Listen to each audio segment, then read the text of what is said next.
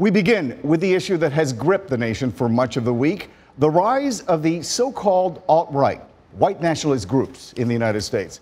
President Donald Trump found himself in the middle of a political firestorm after shifting his position several times on who was really to blame for the violence and death that ensued in Charlottesville, Virginia.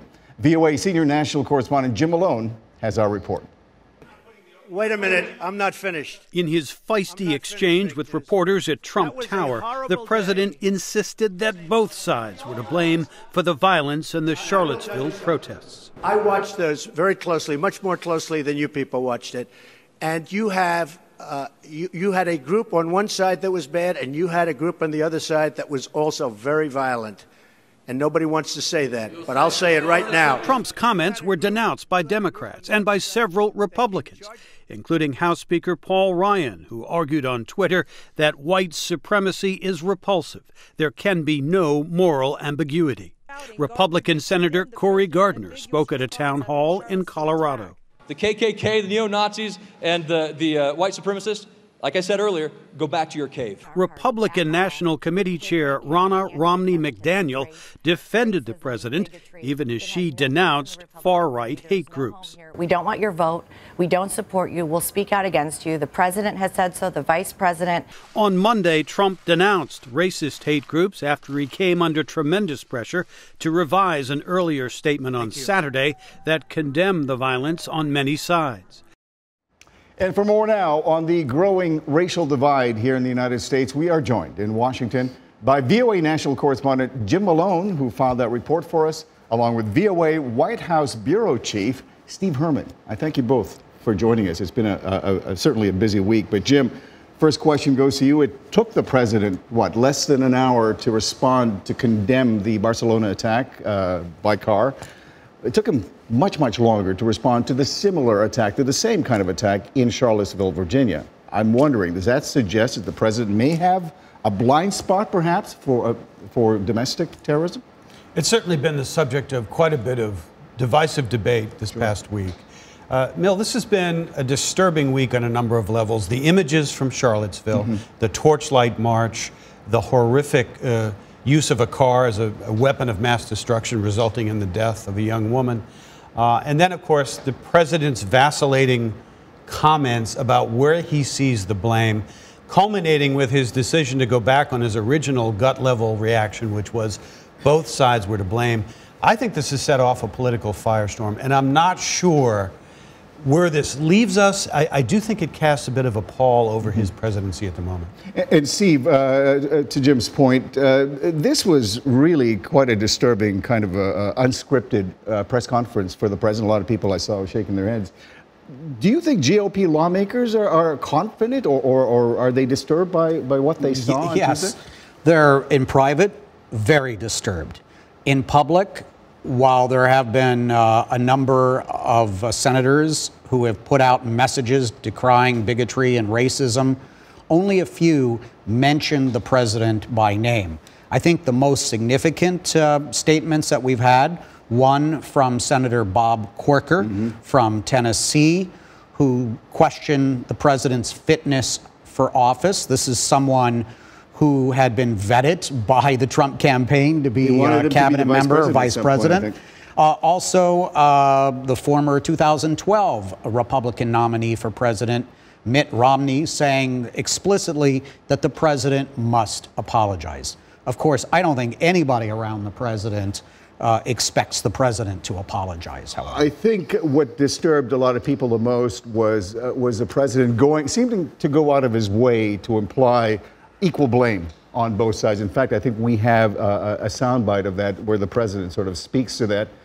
So let's have a look if we have that soundbite, and I'll talk to you guys. Not all of those people were neo-Nazis, believe me. Not all of those people were white supremacists by any stretch.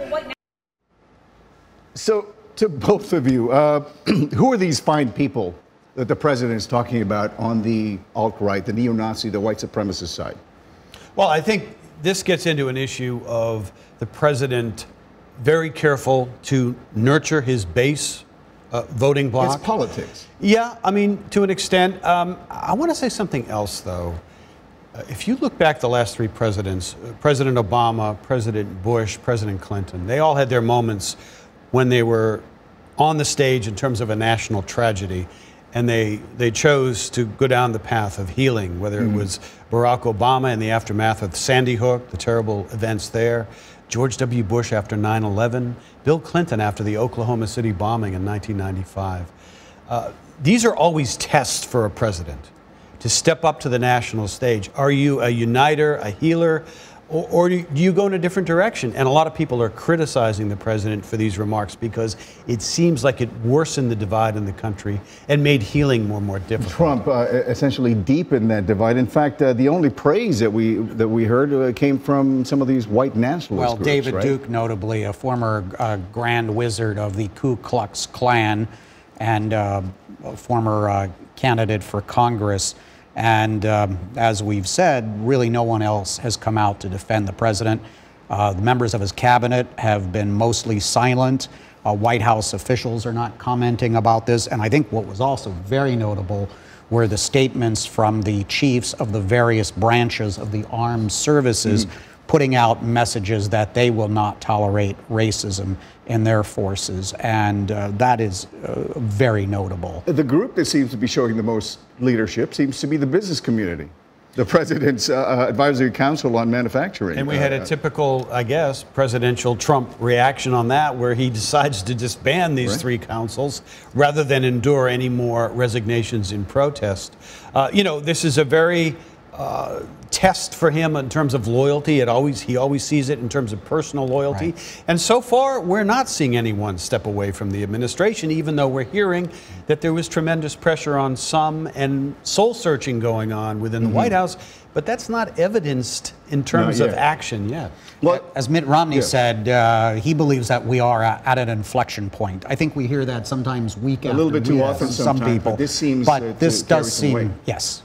Yeah, Congress has been largely silent. Obviously, they're in recess. But do you expect that there will be more of a drumbeat of opposition after they come back in September? I think in relative terms, we've heard more from Republicans. It is increasing a bit. Many of them are still reluctant to be that demanding on camera, to go after the president by name. They still fear that he could rev up his base against them. It's a gut political instinct and calculation that they're making. But this does portend perhaps difficult times in September when Congress comes back and they have to deal with some very serious issues, the budget, debt ceiling, and so forth. Watch the Republican senators. That's really the key. They are not under the same sort of pressure that a lot of the members of the House are, who are in a very pro-Trump Tea Party congressional And they district. used to fear attacks by the president, like Lindsey Graham. I'm not sure they fear it as much. There seems to be less of that, right? Yeah, I do. And the president seems to be sort of deflecting some of this by talking about the removal of statues as being the real issue, Confederate statues. Certainly, and he'll deflect and try to distract, I think, next week to something completely different. Stay tuned, as they say. Yeah, stay tuned, as they say. Jim Malone and Steve Herman, thank you very much. We're going to take a short break right now, but when we come back, North Korean dictator Kim Jong-un decides not to launch missiles into the island of Guam. Does that mean diplomacy is still alive? That's next.